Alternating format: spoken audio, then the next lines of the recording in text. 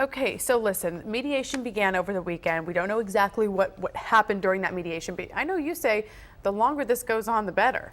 Yes, mediation is a process by which someone with some expertise in the area tries to coordinate talks between two parties, and the longer it goes on, the better sign it is.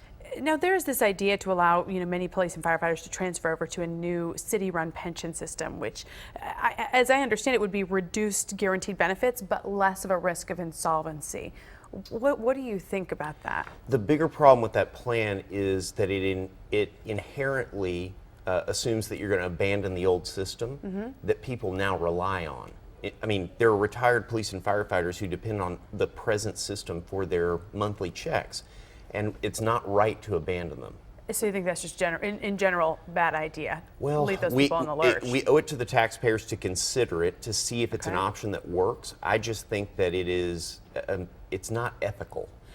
Before people tune out on me here, I want to, kind of grab your attention once again and remind people why this matters, why people who live in this community, care about this very specific instance and this pension fund. Because people go out into the community every day and protect us from fire, and they come when we call 911 with the ambulance, and they're police officers who protect us. Those people very much deserve to have a stable retirement. That's something we promised them, and we've got to find a way to do it. There's been some talk of, hey, if this goes really bad, it could bankrupt the city. Do you think that's too dramatic? I think that's less likely. The bigger issue is making sure that our retired public safety professionals have a future and don't have to go back to work at Walmart or whatever. Yeah, we want there to be something stable for them. Now, it seems to you, or at least my understanding, is that the police and fire pension reps seem to see it as their job to uphold the current system, to uphold what was already in place.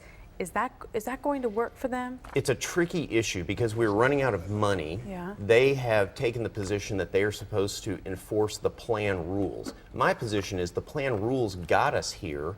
What we ought to do is make sure that we're paying the base benefit as long as possible to the maximum number of members.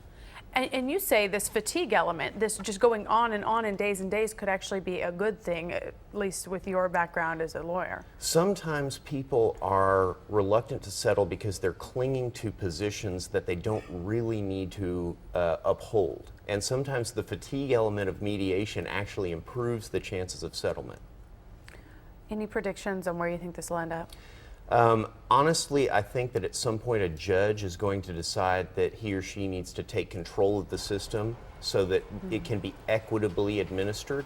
The other option is that we reach some kind of agreement and go to the legislature to get some changes to the plan language. You're on this pension board. What are the others saying?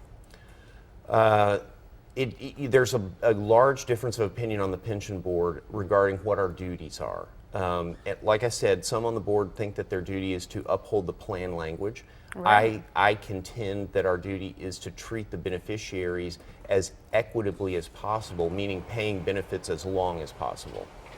How long do you think it's going to go? Mediation? We'll have an answer this week. Okay. I mean, nobody's going to mediate for more than a few days. Okay. But even if they would just go a whole day, that's a good sign. Sure. Okay. Well, thank you so much, Philip Kingston, City Council member. Appreciate your time this morning. Glad to be here.